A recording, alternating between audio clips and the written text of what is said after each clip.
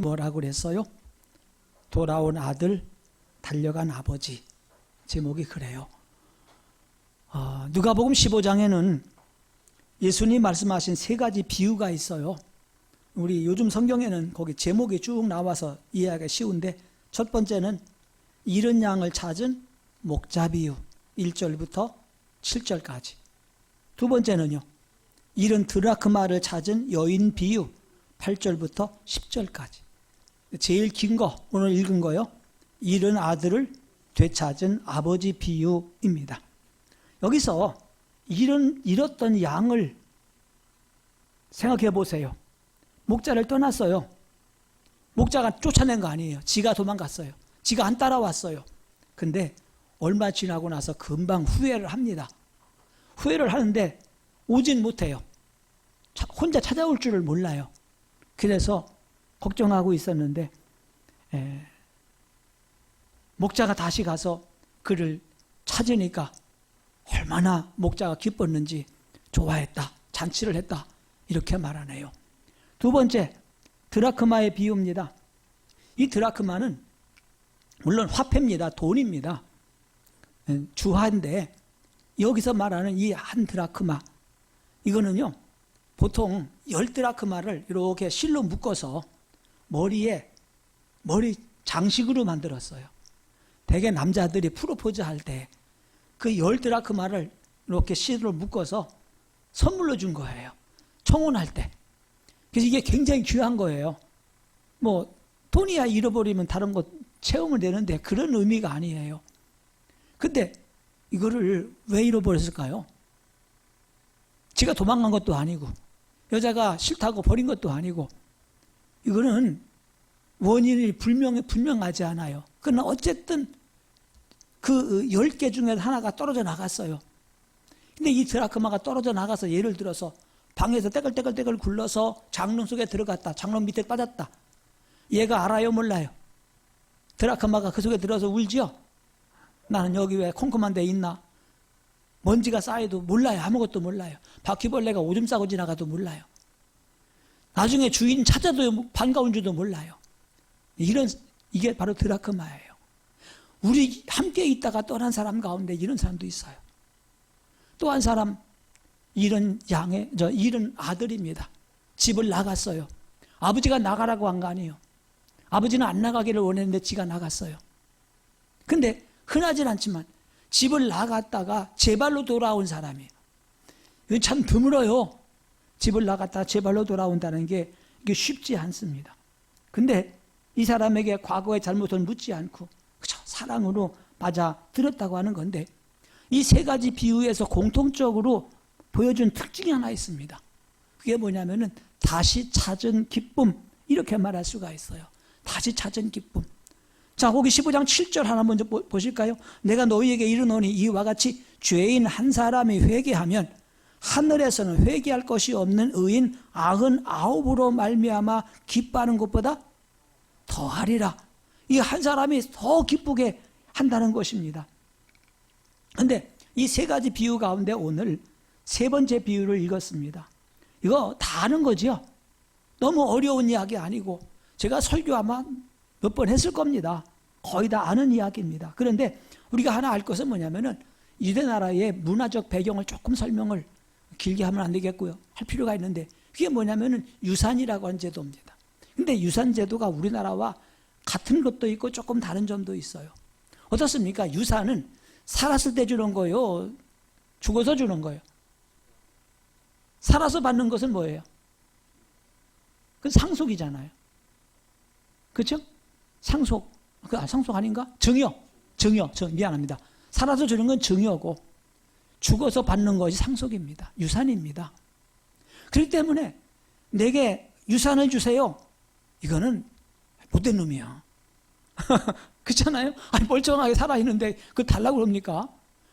근데 이 상속을 할 때, 유산을 받을 때도 이제 그 나라와 우리나라와 다른 점은 그겁니다.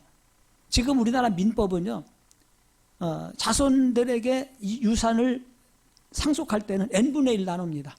아들, 딸 구별하지 않습니다. 우리가 8남매거든요. 그러면 우리 아버지 돌아가셨을 때 유산을 어떻게 나눌까요? 8등분 나눠서 아들이건 딸이건 장남이건 막내건 상관없이 8분의 1 나눠서 갖는 것이 유산입니다. 우리나라 법입니다. 상속법입니다.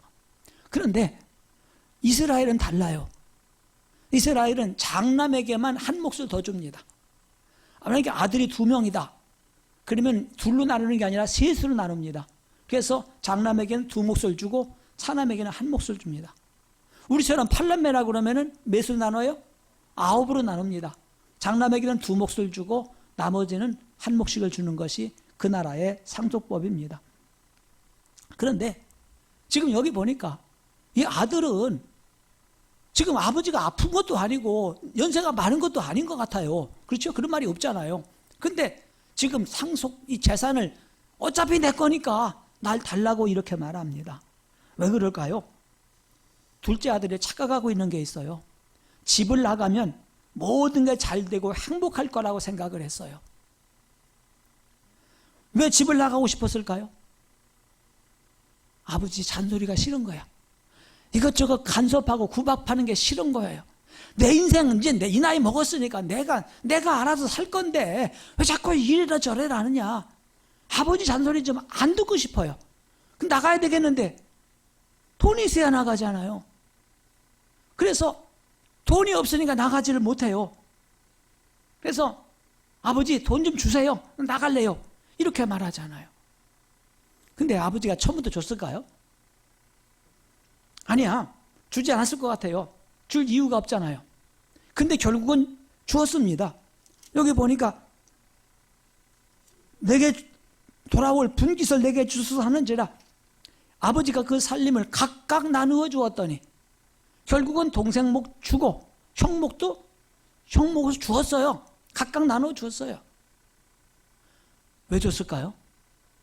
주면 안 되는 걸 뻔히 알면서도 주었어요. 오죽하면 좋겠습니까? 얼마나 귀찮게 하고 얼마나 졸라댔으면 좋겠습니까? 제 후배 목사 한 사람이요. 교회 개척을 할 때 같이 했던 안수 집사님이 계셨어요. 그래서 교회 재정부장도 하고 여러 가지 일을 안수 집사님 한 분밖에 안 계시니까 잘했는데 한 5년 지나간 뒤에 이분이 교회를 떠났어요. 떠나면서 지금까지 헌금하는 것을 다 달라고 하더래. 다 기록해놨어요. 그러면서 제 기억이 정확하지 않은데 한 5천만 원 가까이, 그 당시 큰 돈이에요. 한 5천만 원 되는 돈을 달라고 하더래요. 줬을까요? 안 줬을까요? 여러분에게 설명해야 또 나중에 달라고 할지 모르니까. 판례가 있어요. 헌금한 돈을 달라고 법적으로 소송해도요, 안 돼요. 이거는 효력이 없어요. 그때 이제 물어보니까 줬대요. 그러니까 이제 나도 마찬가지고 왜 주냐고, 그거를 법적으로도 안 줘도 되는 것인데. 그랬더니 이분이 뭐라고 하냐면, 그 후배 목사님이 오죽하면 좋겠느냐고. 그렇다고 돈이 있는 것도 아니야. 결국은 융자 받아서 빚어서 그걸 주어서 보냈어요. 그러니 내막은 잘 모르지만 오죽하면 좋겠냐는 그 말 속에 다 들었잖아요. 그렇죠?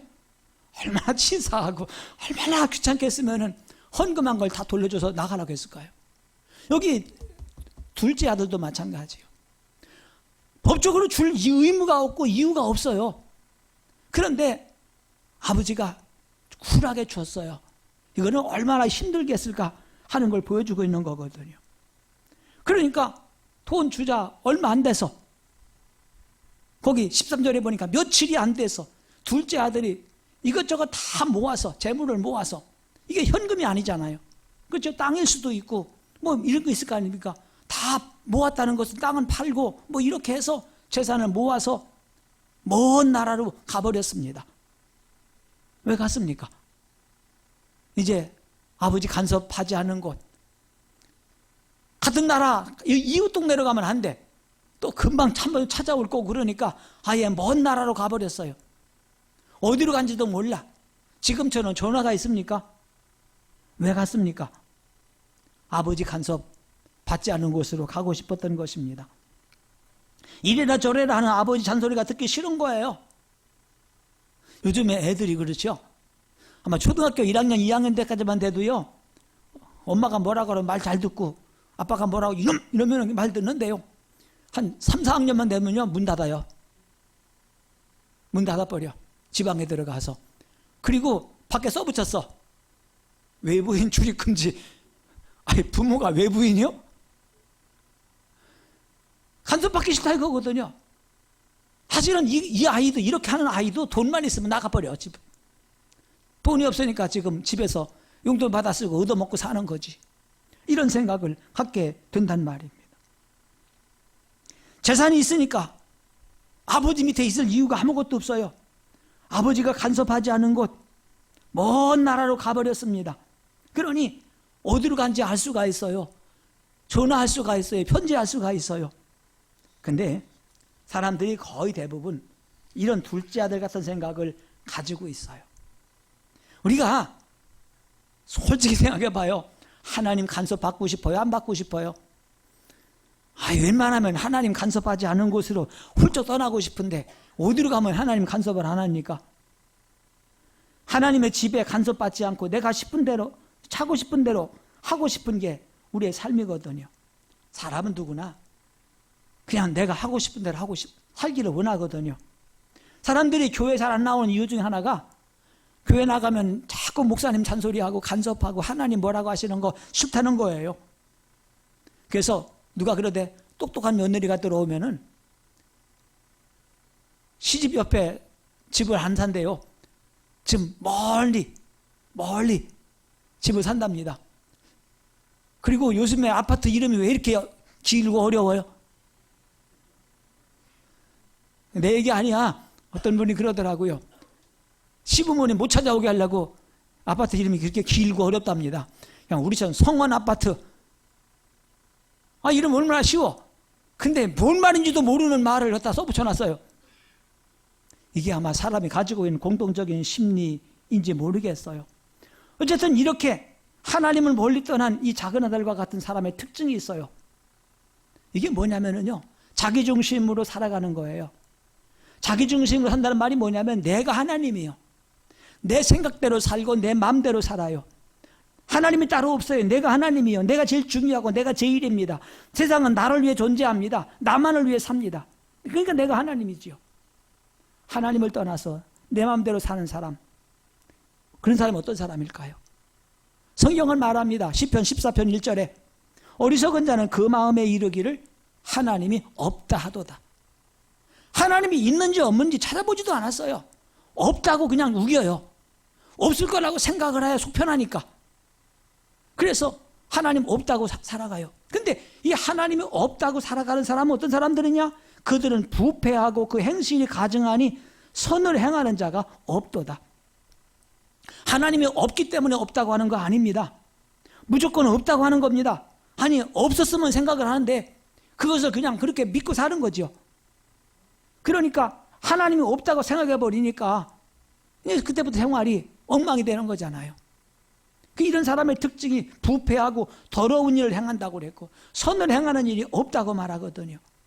마음에서부터 선한 것이 나타나지 않습니다. 제 마음대로 생각하고 제 마음대로 행동하거든요. 이 큰아들의, 둘째 아들의 문제가 바로 여기 있습니다. 아버지 간섭 없는 곳, 내가 하고 싶은 대로 살고 내가 하고 싶은 대로 살고 싶은 거예요. 근데 둘째 아들이 아버지 집을 떠났습니다. 잘 될 것 같았는데 집을 나간 그날부터 고생이 시작됐습니다. 돈 있겠다. 아버지 간섭, 잔소리 없겠다. 얼마나 신났겠어요. 근데 세상에 주는 기쁨이 그렇게 오래 가지 않았습니다. 13절, 그 후 며칠이 안 되어 둘째 아들이 재물을 다 모아가지고 먼 나라에 가. 거기서 뭐 했어요? 돈을 엄청나게 벌었더니? 아니야. 거기서 허랑방탕하여 그 재산을 낭비하더니 이렇게 말합니다.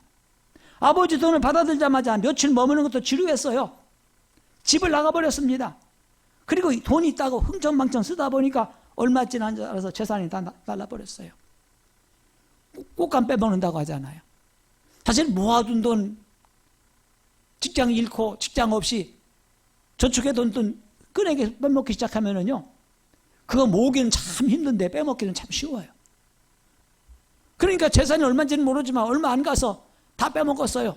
여기서 말하고 있는 것이 뭐 허랑방탕하고 재산 낭비하고 이것이 거기 저 밑에 보면은요 30절에 아버지 살림을 창녀들과 함께 삼켜버린 이 아들 그렇게 말했는데 이건 잘못된 거예요.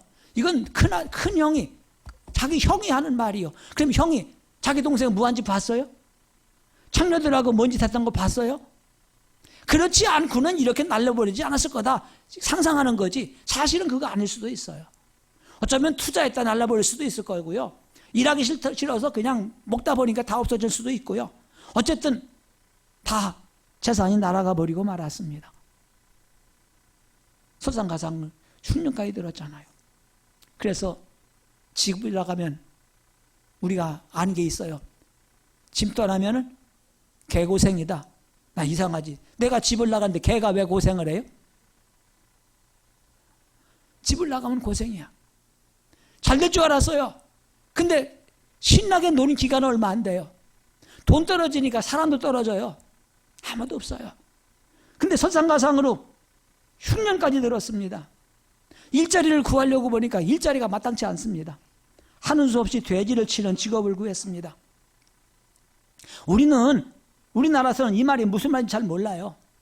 마태복음 8장 30절에 보면은요, 가나안 사람들은 양이나 염소처럼 산에서 돼지도 방목을 했어요. 근데 이스라엘 사람들은 돼지를 안 먹잖아요. 안 먹을 뿐만 아니라 돼지를 기르지도 않아요. 그러니까 지금 이 둘째 아들은 이스라엘이 아니에요. 먼 나라로 간 거예요. 거기서 돼지를 길러요. 돼지를 기르는데 이것도 그렇게 쉽지 않은 거예요. 너무 배가 고파요. 너무 배가 고파요. 얼마나 배가 고픈지 돼지가 주는 쥐염 열매를 먹었다. 이렇게 말하죠. 16절. 돼지 먹는 쥐염 열매로 배를 채우고자 하되 그것도 주는 사람이 없더라고 했어요. 쥐염 열매, 나무 이름이 쥐염나무가 아니고 나무는 캬롬나무라고 하는 거예요. 아카시아과예요. 우리나라에는 캬롬나무가 없습니다. 근데 그거와 비슷한 나무가 있는데 주엽나무라는 나무가 있어요. 주엽나무. 그래서 이상하지 캬롬나무 열매를 왜 주엽나무라고 했는가? 제가 성서 식물 연구를 하면서 깨달은 게 그거예요. 중국어 성경에서 이 나무를 주엽나무라고 했어요. 그것이 주엽나무인데 우리나라 주엽나무가 어디 있는가 보니까 광릉 수목원에 있더라고요. 그래서 한번 수목원에 갔어요. 한 5월쯤 갔는데 잎이 안 나와요. 이게 죽은 것 같아. 근데 죽은 나무 거기 서 있어 그냥. 다시 또 여러 검색을 해보니까 동구릉에 거기서 만들잖아요. 동구릉에 또 주엽나무가 있다고 해서 가봤더니 거기는 몇 그루가 있더라고요. 그래서 주엽나무 거기서 그 주엽나무죠. 여기서 말하는 캐럿나무와 같은 건 아니겠지만 거의 같은 과예요. 가시도 있고 아카시아 종류인데 혹시 아카시아 열매 보셨죠? 근데 이 주엽나무는 열매는 이스라엘에서 보니까 아카시아보다 길어요. 커요. 작두콩만 해요. 그리고 거기에 이제 열매가 있지 않습니까?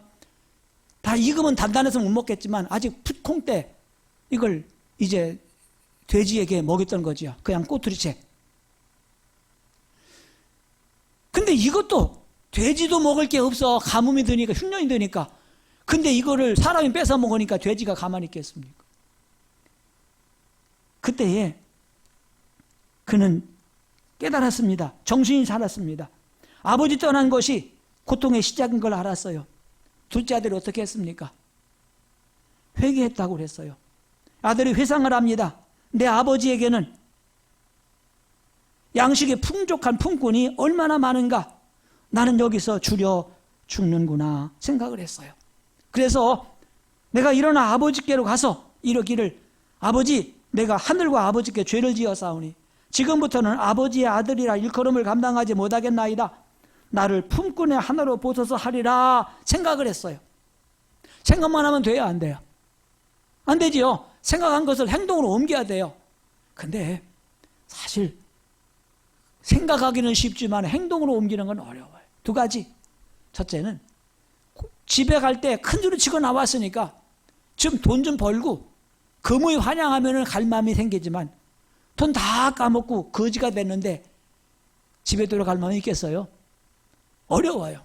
또 한 가지, 집까지 갈 노자는 뭐서 만들어요 또. 그렇지 않습니까? 그렇기 때문에 집에 돌아간다는 건 마음은 먹을 수가 있겠지만은 행동으로 옮기는 건 쉽지 않아요. 그러나 그는 그것을 어렵지만은 행동으로 옮깁니다. 그리고 먼 나라 갔던 그가 그 먼 나라 다시 돌아와서 아버지 집으로 돌아옵니다.